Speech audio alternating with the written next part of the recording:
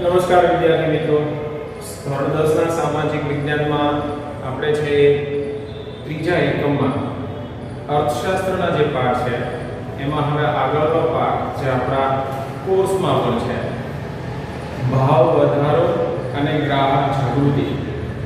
મિત્રો, ભાવ વધારો અને ગ્રાહક જાગૃતિ જે પાઠ છે એ માત્ર 10મા ધોરણની વાર્ષિક પરીક્ષા માટે નહીં, પણ આ મુદ્દાઓ તમને કાયમી ધોરણે સ્પર્શવાના છે અને થોડું અર્થતંત્રને આર્થિક બાબતોને સમજવા માટે એ ખૂબ જરૂરી અને ઉપયોગી પણ છે.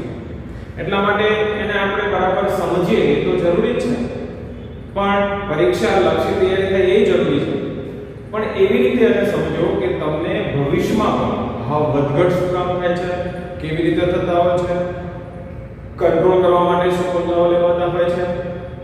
અને બીજો જે મુદ્દો છે એ તો તમે હાલની તારીખે ગ્રાહક છો જ, તો આ બંને મુદ્દા એવા પ્રકારના છે કે તમને આજીવન સ્પર્શે અને એટલા માટે થઈને માત્ર પરીક્ષા લક્ષી તૈયારી કરવા માટે થઈને અથવા તો પરીક્ષા પૂરતું ભણવા માટે થઈને એવું નહીં, પણ કાયમી ધોરણે આપણને જે ઉપયોગી થાય એ રીતે એને તૈયાર કરવાના છે. હવે આમ ગણીને તો ભારતની ઘણી બધી જે સમસ્યાઓ છે એમાંથી કેટલીક આપણે બેરોજગારી, ગરીબીના સંદર્ભે ભણી ગયા છે, પણ એના સિવાયની કેટલીક એ સમસ્યાઓ છે જ. એમાંનો ભાવ વધારો જે છે એ પણ એક પ્રકારની સમસ્યા છે અને આ પાઠમાં આપણે પહેલો મુદ્દો એ ભાવ વધારાનો જોવાનો છે. મિત્રો, થોડું છે એ બરાબર ઊંડાણથી સમજવું પડે ને, થોડીક ધીરજ કે શાંતિ રાખીને સમજવું પડે ને, એવા પ્રકારના મુદ્દા છે. પણ જો તમે એને બરાબર ધ્યાન આપીને સમજી લેશો તો યાદ રાખવા માટે પ્રયત્ન કરવો પડે એવું કશું જ નહીં. પણ જો ધ્યાન નહીં આપો તો કદાચ ખબર નહીં પડે કે ભાવ શું કામ વધે છે. એટલે પહેલેથી જ જ્યારે આપણે ભણવાનું શરૂ કરી રહ્યા છે કે આથી એક બાબતને બરાબર એ ધ્યાનમાં રાખો. પહેલું એક એ સવાલ થાય કે ભાવ વધારો થવો જોઈએ કે નહીં. ભાવ વધારો થાય ને ત્યારે આપણે એ બજારમાં, છાપાઓમાં, મીડિયામાં બધે તમે જોતા હશો કે ખૂબ મોંઘવારી વધી ગઈ છે અને આનો આપણે રોજબરોજ શબ્દ પ્રયોગો છે સાંભળતા હોઈએ છીએ. અને એ મોંઘવારી વધી ગઈ છે એ આપણને નડે છે, તો એનો મતલબ એવો થયો કે ખરેખર ભાવ વધારો નહીં થવો જોઈએ. પણ શું ખરેખર ભાવ વધારો ન થાય એ સારી પરિસ્થિતિ છે? સીધી રીતે તો એવું લાગે ભાવ ન વધે તો કેવું સારું, પણ એ પરિસ્થિતિ યોગ્ય નથી. પરિસ્થિતિ એ સારી છે કે ભાવ વધે. ઘણી વખત ક્લાસમાં વિદ્યાર્થીને પૂછીએ ત્યારે કેટલાક એવું કહે સર ભાવ વધે છે, બીજા કેટલાક એવું કહે સ્થિર રહે છે, કેટલાકને એવું લાગે કે એક એક સર નથી આપતા તો બંને વધઘટ થાય એ સારું. તો એ બધામાં છે તે નક્કી નથી થતું શું કરું. તો ખરેખર ભાવ વધવા જોઈએ? હા, ભાવ વધવા જોઈએ. તો અતિ ભાવ વધારો એ અતિ નુકસાનકારક છે. હવે તમે સમજી શકો છો કે ભાવ જ્યારે વધે છે ત્યારે એક સારી બાબત છે, પણ અતિ વધે છે ત્યારે નુકસાનકારક છે. અને એટલા માટે જ તમને કદાચ એવું પૂછી શકાય કે સ્થિરતા સાથેનો ભાવ વધારો એ આર્થિક વિકાસની પૂર્વ શરત છે. યાદ રાખો, સ્થિરતા સાથેનો ભાવ વધારો એ આર્થિક વિકાસની પૂર્વ શરત છે. હવે અહીંયા ભાવ વધારો થવો જોઈએ એ બાબતને જો આપણે સ્વીકારતા હોઈએ તો કેટલો થવો જોઈએ, કેટલા પ્રમાણમાં થવો જોઈએ, વળી પાછો નવો પ્રશ્ન ઉદ્ભવે છે. નથી થતો તો શું તકલીફ થાય છે? એ બંને પાસાઓને પહેલા આપણે ચર્ચા કરી છે. પછી શું કામ વધે છે, કેવી રીતે વધે છે, એને કંટ્રોલ શું કામ કરવો છે, કેવી રીતે કરવો છે, એની બાબત એ પછી આપણે ચર્ચા કરી. પણ પહેલી વાત એ કે ભાવ વધે છે તો સમસ્યા સર્જાય છે. તો નથી વધતો, સ્થિર રહે છે, ભાવ વસ્તુના વધતા નથી તો કે બે પાછી સમસ્યા બને છે.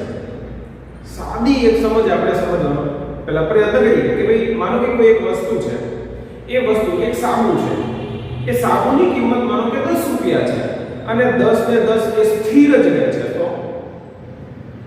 તો પરિસ્થિતિ એ થશે કે એ સાબુ બનાવનાર જે કંપની કે એકમ છે એની સાથે જે જોડાયેલા લોકો છે એની જે આવક છે એ આવક એ વધતી નથી અને વધતી નથી એટલે એના માટે થઈને એ પોતાની વધારાની સુખાકારી મેળવી શકતો નથી અને પરિસ્થિતિ ત્યાં ઊભી થાય છે કે એના વિકાસની જે ગતિ છે એના પર બ્રેક લાગે છે. તો કેમ એવું થયું? તો કે ભાવ વધ્યો ને એટલે એની આવક સ્થિર રહી. જો વધતી આવક હોત તો એ વધારાની કેટલીક જરૂરિયાતો એ પોષી શકે અથવા તો પોતાના વિકાસની એ નવી ગતિ આપી શકે. પણ એવું બની શક્યું નહીં, કારણ કે એની આવક એ સ્થિર રહી. જેમ ભાવ સ્થિર રહ્યો એમ એની આવક પણ સ્થિર રહી, અને આવક સ્થિર રહેવાના કારણે જીવન પણ સ્થિર રહ્યું. જો એને પોતાના જીવનને આગળ લઈ જવું હોય, પોતાના વિકાસની ગતિને તેજ કરવી હોય, તો એના માટે આવક વધવી જરૂરી છે. અને જો આવક વધશે તો એ વધારે સારું પરિણામ ભવિષ્યમાં મેળવશે. તો એનો મતલબ એવો થયો કે ભાવ વધારો થવો જોઈએ. તો હવે ભાવ વધારો જો વધારે પડતો થાય છે તો મુશ્કેલી સર્જાય છે. તો હવે એ નક્કી થશે કે ભાવ વધારો અમુક અંશે થવો જોઈએ અને એ પણ સ્થિર રહેવો જોઈએ. વધારે પડતો વધી જાય, વધારે પડતો ઘટી જાય, આ મોટો વધઘટ થાય એ એટલી બધી નહીં થવી જોઈએ. અને એટલા માટે થઈને ભાવ વધારાને આપણે સ્થિર રાખવાનો છે અને સ્થિરતા સાથે વધારો કરવાનો છે. તો કેટલો વધારો થવો જોઈએ એને આપણે અહીંયા સમજવાનો પ્રયત્ન કરીએ. દાખલા તરીકે આ 100 છે, એમાં 100 રૂપિયા છે, કોઈ એક વસ્તુ છે, એ વસ્તુની કિંમત 100 રૂપિયા છે. પણ આ વર્ષે 2020 માં એમાં છે કે 3% નો વધારો આવે છે. સાદા ઉદાહરણ દ્વારા આપણે સમજવાનો પ્રયત્ન કરીએ છીએ. 3% નો વધારો આવે છે, તો મતલબ હવે એની કિંમત કેટલી થશે? 103 રૂપિયા. મૂળ કિંમત કેટલી હતી? 100. 3% નો વધારો અને 103 રૂપિયા એની હવેની કિંમત બનશે. આ વધારો છે ને એ યોગ્ય છે, પણ એ ક્યારે યોગ્ય બને છે એ પણ થોડું સમજી લઈએ. જો આમ જ વધારો થાય અને આ 103 મતલબ 3% નો જે વધારો થયો છે એ સાર્વજનિક રીતે જો એનું વિતરણ ન થતું હોય તો એ પણ નુકસાનકારક છે. પણ હવે તમને ખબર છે કોઈ ઉત્પાદક કંપની છે, ખેડૂત છે, કોઈ પણ છે, તો એમાં એક મૂડી હશે. તમે મૂડી એટલે સમજી શકો છો કે મૂડી એટલે પૈસા નહીં, પણ ઉત્પાદનની પ્રક્રિયામાં સમાવેશ તમામ બાબતો. એમાં એક મૂડી અહીંયા આપણે યંત્રો ગણીએ છીએ. બીજું છે એ એમાં કામ કરનારો કર્મચારી અથવા તો જે મજૂર છે તે આપણે અહીંયા કર્મચારી કહીએ. અને ત્રીજો માલિક. હવે આ છે એ 3 ભાગ પડશે. આ 3 રૂપિયા જે વધ્યા છે એમાંથી 1 રૂપિયો મૂડીને આપવાનો છે, બીજો રૂપિયો છે એમાં કર્મચારી છે એને આપવાનો છે, અને ત્રીજો રૂપિયો મૂડીના જે માલિક છે ને એને નફાના સ્વરૂપે આપવાનો છે. હવે આને શું કહેવાય? અપડેટ થતી જે નવી યંત્ર સામગ્રી છે એને ખરીદવા માટે, મશીનરી જો બગડી છે તો એને રિપેર કરવા માટે, અને એ બધું અપડેટ થવા માટે થઈને એની પાસે પણ રૂપિયો હોવો જોઈએ. જ્યારે કર્મચારી છે એ કામ પોતાનું કરવા માટે ઉત્સાહ જળવાય રહે, વધારે ઉત્પાદન કરવા માટે થઈને એ તૈયારી બતાવે, એટલા માટે થઈને ઉત્સાહિત થવા માટે થઈને કોઈક એવું ઉદ્દીપક જોશે, અને અહીંયા છે એના વળતર સ્વરૂપે પગાર સ્વરૂપે આપવાનો છે. એટલે કર્મચારીને પગાર વધારા સ્વરૂપે આપવાનો છે, અને માલિકને નફો એટલા માટે આપવાનો છે કે એને એક જાય એકમ ચાલુ કર્યું છે, પછી એ ગવર્નમેન્ટે હોઈ શકે, એ ખાનગી પણ હોઈ શકે, તો એને એક એકમ જે ચાલુ કર્યું છે એમાંથી જો વધારાનો નફો મેળવે છે તો વધારાની બચત થશે. વધારાની બચતની સાથે એને નવું સાહસ કરવાની છે, ઉત્સાહ પણ થશે, અને એ ઉત્સાહિત થયેલો વ્યક્તિ નવું એક સાહસ શરૂ કરશે. એટલે વળી પાછી નવી રોજગારીનું સર્જન થશે, ઉત્પાદન વધશે. તો તમે સમજી શકો છો કે જો 3% દરે વધારો થાય છે તો એ ત્રણેયના રીતે વિભાજન થાય છે તો બધાની આવક વધે છે, બધામાં સારા પરિણામો મળે છે, અને એના કારણે વિકાસની ગતિ તેજ બને છે.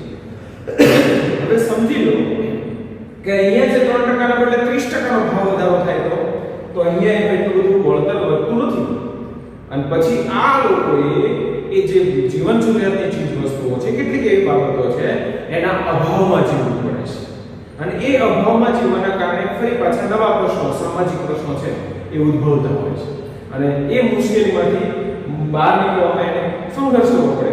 તો એવું ન થાય એટલા માટે થઈને એ આવું ન થઈ જવું પડશે.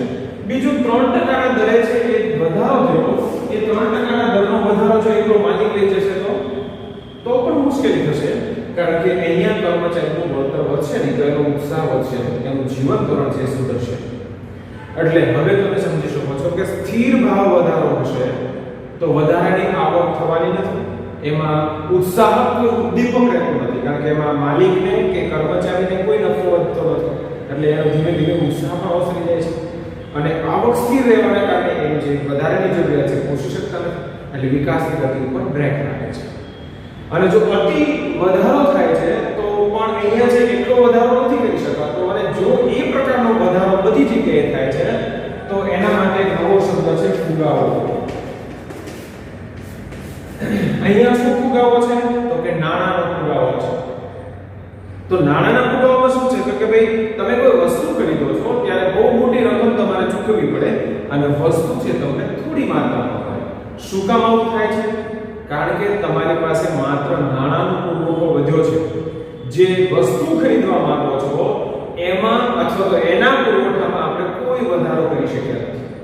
એ જે પુરવઠામાં વધારો નથી કરી શક્યા અને એના કારણે એ પુરવઠામાં વધારો નહીં થવાના કારણે અને નાણાંમાં વધારો થવાના કારણે ટૂંકમાં આ પુરવઠો સ્થિર રહ્યો છે, નાણાંનો પુરવઠો વધી ગયો છે, એટલે વધારે પડતું નાણું આ થોડી વસ્તુ લેવા પાછળ દોડશે અને ત્યાં છે એનો ભાવ વધારો અસ્તિત્વમાં આવે છે. તો એ જે ભાવ વધારો છે એને ફુગાવો કહે છે. તો અહીંયા છે એ પ્રકારનો જ્યારે પ્રક્રિયા થાય છે ત્યારે એ મુશ્કેલ થાય છે અને કેટલીક ચીજ વસ્તુઓ છે એ નથી મળી શકતા અથવા તો એ અભાવમાં જીવવું પડે છે. જ્યારે જો સરખા પ્રમાણમાં મતલબ ઓછા પ્રમાણમાં 3% ની આસપાસના દરે જો ભાવ વધારો થતો હોય તો આવક વધતા, ખરીદ શક્તિમાં વધારો થતા, ચીજ વસ્તુઓનો વપરાશ કરવા પાછળ નાણાં ખર્ચવાથી તેનું જીવન ધોરણ પણ સુધરે છે અને આર્થિક વિકાસની પ્રવૃત્તિઓ પણ વેગ પકડતી હોય છે. એટલે આપણે એક બાબત ઉપર સ્પષ્ટ થઈ શકીએ કે ભાવ વધારો જરૂરી છે, પણ એ સ્થિરતા સાથે જે અમુક ટકા સુધીનો આપણે અહીંયા ખ્યાલ મેળવી રહ્યા છે એ પ્રકારે જો ભાવ વધારો થાય તો એ અર્થતંત્રના વિકાસ માટે ખૂબ જરૂરી છે. પણ જો એ અતિ ભાવ વધારો થાય છે તો એ ફુગાવાનું સ્વરૂપ લે છે અને ફુગાવાનું સ્વરૂપ લીધા પછી આપણે એ ભાવને નિયંત્રિત કરવામાં મુશ્કેલી થાય છે અને કેટલીક બધી આર્થિક અને સામાજિક સમસ્યાઓ, સમાજ વચ્ચેના પ્રશ્નો એ બધું છે અસ્તિત્વમાં આવતું હોય છે અને એના કારણે કેટલીક વખત આર્થિક બાબતોમાં મોટી ઉથલપાથલો થતી હોય છે. ખર્ચ અને આવક અને ઉત્પાદનના સાધનોની કિંમત જે છે એમાં પણ મોટે ભાગે તકલીફ રહેતી હોય છે. ફાળવણી જે નાણાંની થતી હોય છે એમાં પણ આપણે બહુ સરળતાથી વ્યવસ્થા કરી શકતા નથી, તો જ્યાં જવું છે ત્યાં એ પ્રકારનો આપણે છે એ ખરીદી કે ખર્ચ કરી શકતા નથી. એના કારણે અસ્તવ્યસ્ત પરિસ્થિતિ એ ઊભી થતી હોય છે, બજારમાં એક સમસ્યાનું સ્વરૂપ લેતી હોય છે. તો આમાંથી બચવા માટે તેને ભાવ વધારવું જરૂરી છે, પણ એ મર્યાદિત માત્રામાં જરૂરી છે. એનાથી વધારે છે એ જો વધારો થાય છે તો એ ગંભીર અસંતુલન સર્જે છે. હંમેશા ભાવ વધારો ફુગાવા જન્ય જ હોય જરૂરી નથી. ઘણી વખત એવું બને કે કેટલીક બાબતો બજારમાં જશો તો એ ભાવ જે વસ્તુ છે એનો ભાવ સ્થિર હશે, પણ કેટલીક એવી બાબતો છે, વસ્તુઓ છે કે એની કિંમત સતત વધતી હશે. શું કામ એવું થાય છે કે ભાઈ બીજી બાબતો અથવા તો વસ્તુ જે છે કદાચ મોસમની હોઈ શકે અથવા તો જીવન જરૂરી માટેનું ના હોઈ શકે, એવું પણ બની શકે. તો એક બાબત એવી હશે કે એમાં ન ખર્ચ થાય ને તો પણ ચાલે, અને કેટલીક બાબત એવી હશે કે એમાં ફરજિયાત ખર્ચ કરવો પડે, અને જ્યારે ફરજિયાત ખર્ચ કરવો પડે ત્યારે એવી સ્થિતિ નથી હોય ત્યારે એ સ્વાભાવિક છે કે માંગ સતત જળવાઈ રહે છે, અને માંગ સતત જળવાઈ રહેવાના કારણે પુરવઠાનું એ પ્રમાણ સીમિત રહેતું હોય છે. ત્યારે સ્વાભાવિક છે કે ભાવ વધે, અને એ ભાવ વધશે એ અમુક ક્ષેત્રમાં જોઈ શકે, બાકીના ક્ષેત્રોમાં કદાચ ન પણ હોય. ત્યારે એ ફુગાવાજન્ય પરિસ્થિતિમાંથી બહાર નીકળી ગયા છે, પણ તેમ છતાં કેટલીક જગ્યાએ આવું તમને જોવા મળે. ટૂંકમાં હવે તમે એવું સમજી શકશો કે બજારમાં જે વસ્તુની માંગ છે, કોઈ પણ વસ્તુ હોઈ શકે, એ ટૂથપેસ્ટ હોઈ શકે, એ સાબુ પણ હોઈ શકે, પેટ્રોલ ડીઝલ હોઈ શકે, અનાજ હોઈ શકે, કઈ પણ વસ્તુ હોઈ શકે. જે વસ્તુ બજારમાં માંગ છે એ માંગના પ્રમાણમાં પુરવઠો નથી હોતો ત્યારે ભાવ ઉચકાય છે, અને જ્યારે ભાવ ઉચકાય છે ત્યારે એના પ્રમાણમાં જો ફરી પાછો પુરવઠો તૈયાર નથી થતો તો એ વધતો જાય છે, અને વધતો જાય છે ત્યારે એનું સ્વરૂપ ફુગાવાનું આવે છે. હવે મોટાભાગે શું થતું હોય છે, જે બીજા ઉત્પાદિત એકમો છે અથવા તો ઘણી વખત એવું બને કે બીજા જે ઉત્પાદન નથી કરતા એવા નવા એકમો શરૂ થાય, વધારે ભાવ મળતા હોવાના કારણે, નફો મળતો હોવાના કારણે, અને ફરી પાછું એવું બનશે કે એનો જે માંગ છે એના પ્રમાણમાં પુરવઠો થઈ જશે, એટલે ધીમે ધીમે આપણો ભાવ પાછો છે કંટ્રોલ થશે. તો બજારમાં આ પ્રકારે છે થતું હોય. જ્યારે વસ્તુ કે કોઈ પ્રોડક્ટ છે અથવા તો કોઈ પેદાશ છે એ પેદાશની માત્રા સપ્રમાણ હોય, ઓછી હોય માંગના પ્રમાણમાં, ત્યારે ભાવ વધે છે. અને ફરી પાછો પુરવઠો સ્થિર થતો જાય અને ફરી પાછો વધે છે ત્યારે માંગ પ્રમાણે છે સંતોષી શકાય ત્યારે ભાવ સ્થિર થતો હોય છે. તો આ પ્રકારની જે પરિસ્થિતિ એ ઊભી થતી હોય છે. પણ તેમ છતાં એવી કઈ બાબતો છે કે ભાવ વધતો હોવા છતાં એ લોકો એની ડિમાન્ડ કરતા હોય છે? તેની પાછળ કેટલાક કારણો છે, એ પરિબળો છે કે એ ભાવ વધે છે તેમ છતાં ડિમાન્ડ ચાલુ રહે છે, મતલબ માંગ એ ચાલુ રહે છે. અને તમને ખબર છે કે આગળના પાઠમાં આપણે ભણી ગયા છીએ કે કુદરતે જે કુદરતી સંસાધન આપ્યા છે એ સંસાધનો મર્યાદિત માત્રામાં છે, અમર્યાદિત છે. જો અમર્યાદિત હોય ને તો કદાચ સંભવ છે કે આપણે એને વધારે છે એ ઉત્પાદન કરી અને એ માંગને છે સંતોષી શકીએ. પરિસ્થિતિ એ છે કે એવું નથી થતું, એના કારણે છે સતત ભાવ વધે છે. પણ તેમ છતાં એ ભાવ વધતા હોવા છતાં લોકો શું કામ ડિમાન્ડ કરે છે? એની કેટલીક બાબતો છે.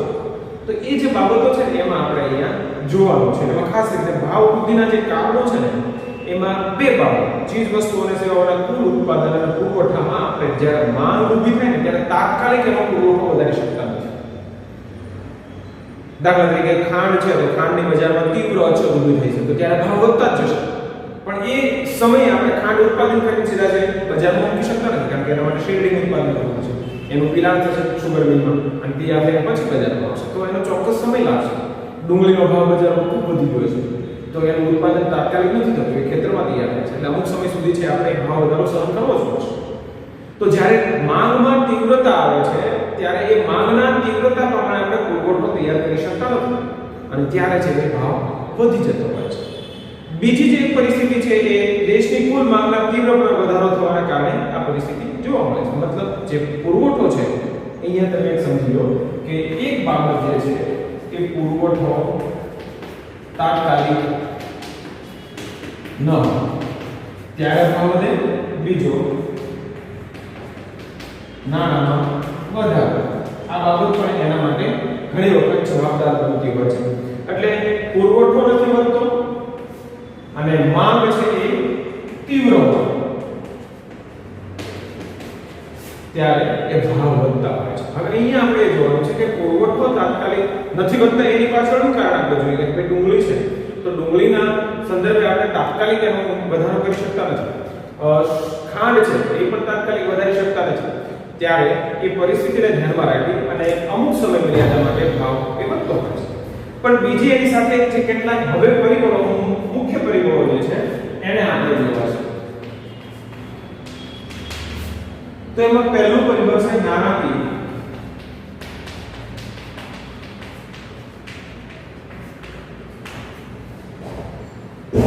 નાણાકીય પરિબળ કઈ રીતે ભાવ વધારા માટે જવાબદાર બને છે?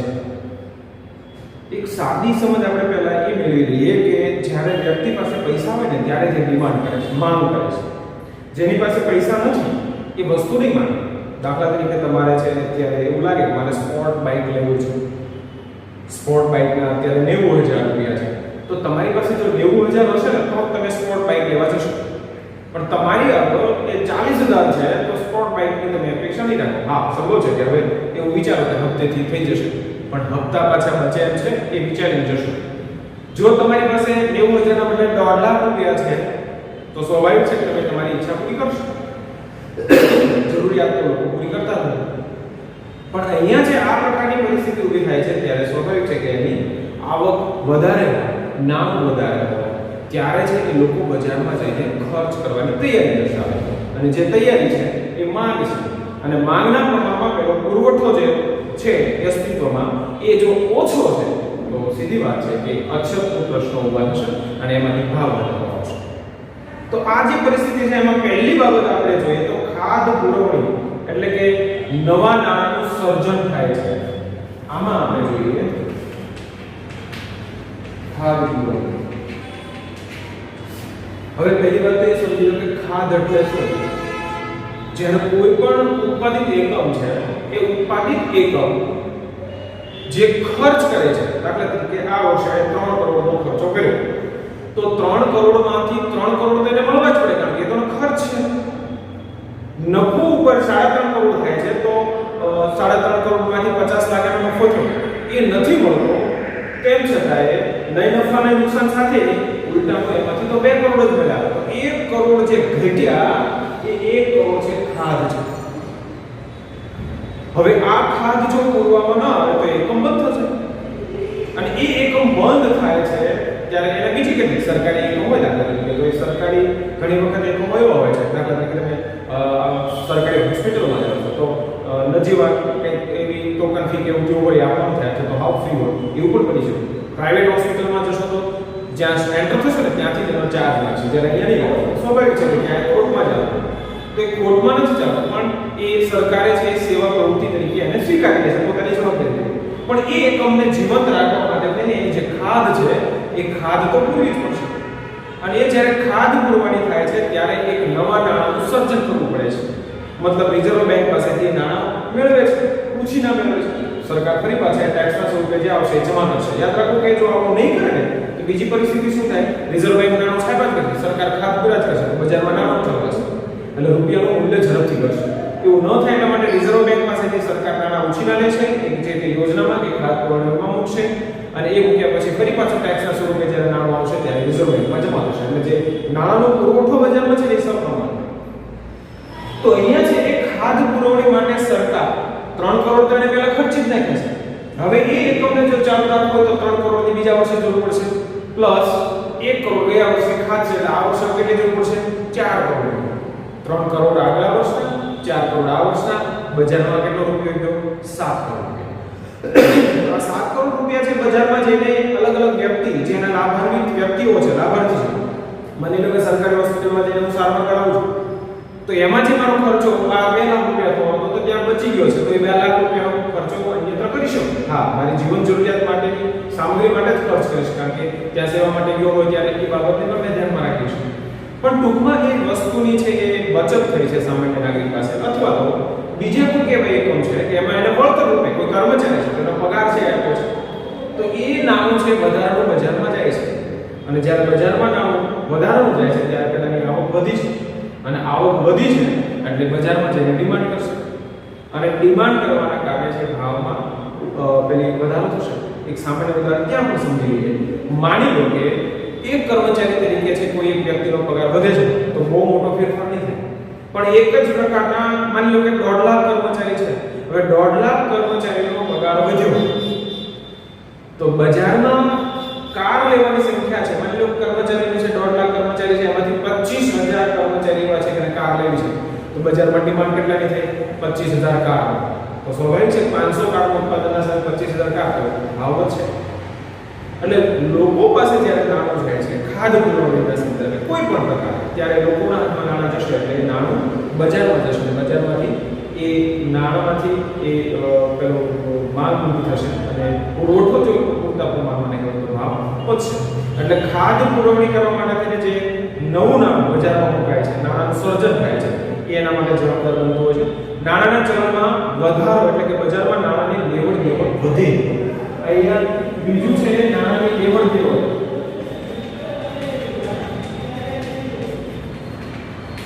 હવે આ નાણાંની લેવડ દેવડ જે છે, કર્મચારીનો પગાર વધ્યો છે, ખેડૂતોને કોઈ યોજના કરે રકમ આપી છે, ગરીબોને કોઈ યોજના કરે રકમ આપી છે, ત્યારે સ્વાભાવિક છે કે એની આવકમાં વધારો થયો અથવા તો કોઈ વિશેષ આવક થઈ છે, ત્યારે એને જે વર્ષોથી ઈચ્છા હતી મારા વસ્તુ ખરીદવી છે એ વસ્તુ ખરીદી નહોતા શકે, પણ હવે રકમ એની પાસે આવી છે, આવક વધી છે, તો સ્વાભાવિક છે કે આવક વધે એટલા માટે થઈને એને આવક વધી છે એટલા માટે તેને વસ્તુની સેવા મેળવવા માટે તેને બજારમાં જાય છે, અને બજારમાં ગયા પછી એ ત્યાં માંગ ઊભી કરે છે. એક વ્યક્તિ નહીં હોય પણ બીજા એવા ઘણા બધા છે, અને ઘણા બધા હોવાના કારણે બજારમાં માંગ વધે છે, માંગ વધે એટલે આપોઆપ ભાવ એ વધી જતો હોય છે. એટલે આ પરિસ્થિતિ ત્યાં ઊભી થતી હોય છે. બીજું શાખ વિતરણ અને જે પેલું લોન કે રકમ છે એના ઉપરનો વ્યાજ દર ઘટે છે.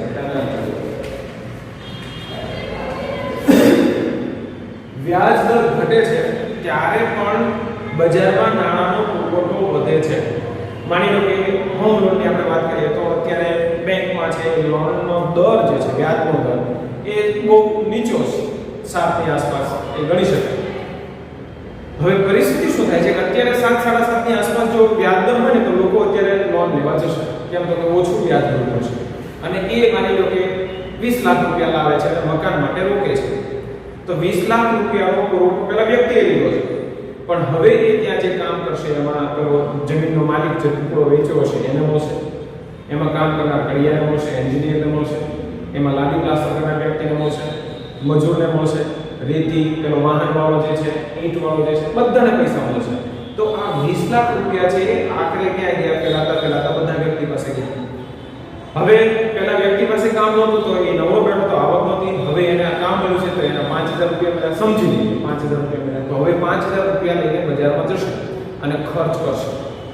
જ્યારે ખર્ચ કરે છે ત્યારે બજારમાં એ માંગ વધે છે, અને માત્ર એક વ્યક્તિ નથી આ, પણ એવા ઘણા બધા લોકો છે કે અત્યારે એ વ્યાજ દર નીચો છે એટલે બધા બેંક પાસેથી નાણાં લે છે, અને બેંક પાસેથી જ્યારે નાણાં લે એ કરોડોમાં આંકડો હોય છે, વ્યક્તિગત છે 25, 30 કે 20 લાખ હોય છે, પણ બેંક પાસેથી કોઈ મોટી રકમ જતી હોય છે. એ આખી જે સમાજ છે એમાં એ પ્રસરતી હોય છે, અને દરેક વ્યક્તિના હાથમાં નાણું આવે છે, અને જ્યારે નાણું આવે છે ત્યારે વ્યક્તિ બજારમાં જઈને ખર્ચ કરવાની તૈયારી રાખે છે, અને ખર્ચ જ્યારે કરે છે ત્યારે બધાની છે એ ખર્ચ કરવાની ઈચ્છાને માંગ જે છે એ વધતી હોય છે, એના પ્રમાણમાં પુરવઠો ન હોય એટલે ટૂંકમાં એનો ભાવ વધતો હોય છે. હવે તમે સમજી શકો છો કે અહીંયા જે બાબત છે ખાધ પુરવણી માટે સરકારને રિઝર્વ બેંક પાસેથી અથવા તો અન્ય કોઈ જગ્યાએથી વ્યવસ્થા કરી અને જે ખોટ છે એ ખોટને પૂરવાની છે, પણ ખોટમાં જે મેં તમને કીધું કે 3 કરોડની જે રકમ ગઈ વખતની હતી 1 કરોડની ખાધ, 3 + 1 એટલે 4 કરોડ થયા,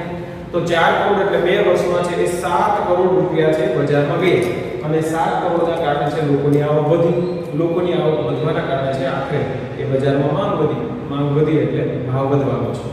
બીજું છે નાણાંની લેવડ દેવડ, કર્મચારીનો પગાર વધે છે, કોઈ યોજના કરે લોકોને છે સ્કીમ દ્વારા છે નાણાં મળે છે, તો એ પ્રકારે એ લોકોના હાથમાં નાણું જાય છે તો બજારમાં જઈને ખરીદી કરવાની તૈયારી રાખવી.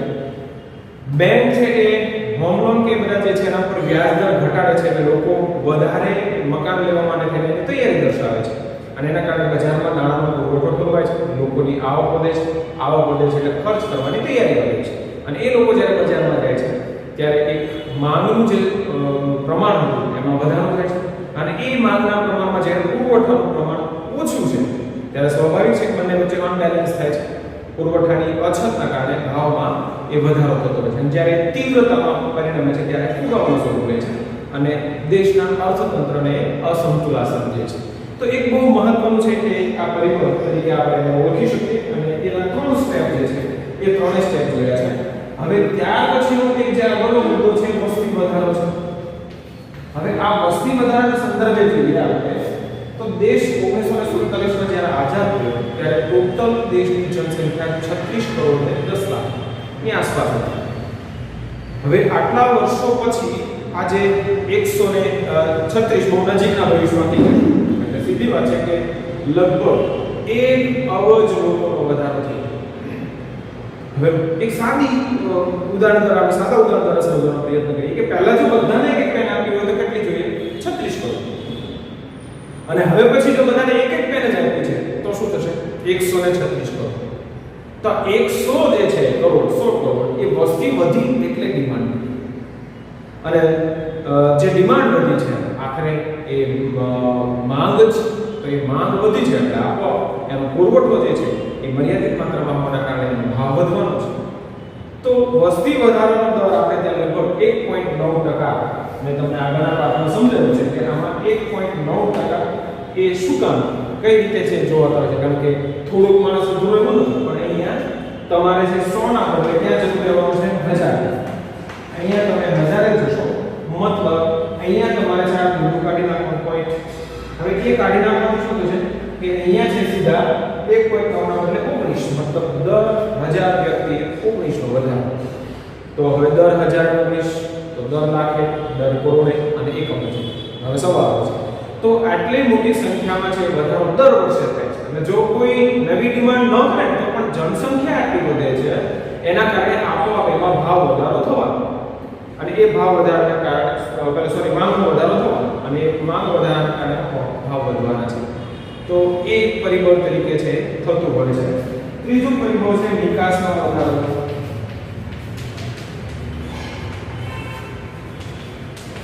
હવે આ નિકાસમાં વધારો એટલે શું? તો કે વસ્તુને ઘણી વખત એવું બને કે ભારતની જે પ્રોડક્ટ છે, પેદાશ છે, એ દુનિયાના અન્ય બજાર, અન્ય દેશોના બજારમાં એની જો માંગ હોય તો અહીંયા કરતા છે ત્યાં વિશેષ વળતર મળતું હોય, ત્યારે રાષ્ટ્ર સરકારે એવું વિચારે કે ભાઈ ત્યાં આપણે એની નિકાસ કરો, જેથી કરીને વિદેશી મૂલ્યાંકનની એક અનુકૂળતા સર્જાય. તમને ખબર છે વિદેશી મૂલ્યાંકન એટલે શું? આગળના ભાગમાં ચર્ચા કરી ગઈ છે. ત્યાંનું જે વળતર આપણે મળે, સોના, ચાંદી, હીરા કે ડોલર કે કોઈ પણ સ્વરૂપે હોય છે, ટૂંકમાં તમે જે શીખાવો છો આ પ્રકારે, તો એ જે વળતર મળે છે વિદેશી મૂલ્યાંકન છે.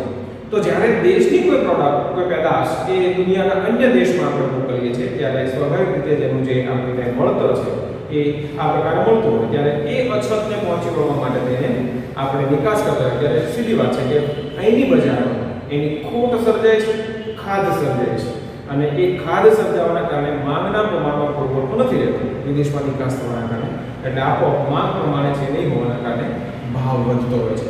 છેલ્લા બંને જે કારણો છે બહુ સરળ છે. વસ્તી વધે છે, આપોઆપ માંગ વધે છે. નિકાસમાં એ બહાર વસ્તુ જવા દે છે, સ્થાનિક કક્ષાએ પૂરતો પુરવઠો નથી હોતો, સ્વાભાવિક છે કે માંગ એ વધે છે એના પ્રમાણમાં પુરવઠો નથી, એટલે ત્યાં અસમાનતા સર્જાય છે.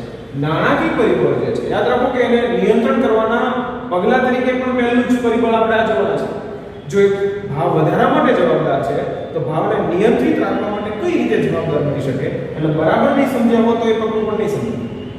એટલે આ બંને તો સરળ છે, પણ ભાવ વધારો શું કામ જરૂરી છે, કેટલા પ્રમાણમાં જરૂર છે, અને નાણાકીય પરિબળ કઈ રીતે એ જવાબદાર બનતું હોય છે, થોડુંક વિશેષ રીતે જોવું પડે એવા પ્રકારનું છે. એટલે એને લખવાનું પણ છે, વાંચવાનું પણ છે, જરૂર પડે ફરી વખત વિડીયો જોવાનો છે. આ બંને પરિબળોને તમે વાંચશો તો લગભગ સમજાઈ જશે, તો મુશ્કેલી નહીં થાય. અને બાકીનું જે છે આગળના મુદ્દાઓ જે છે એને વાંચી નાખવાના છે. ભાવ વધારો આખો તૈયાર કરીને હવે પછીનો જ્યારે વિડીયો જોવા બેસો ત્યારે એ જોવાનું છે, વાંચીને આવવાનું છે, અને અમને લખવાનું છે. જરૂર પડે ફરી પાછો વિડીયો જોવાનો. કંઈ પ્રશ્ન હોય તો નોંધી લો. Thank you.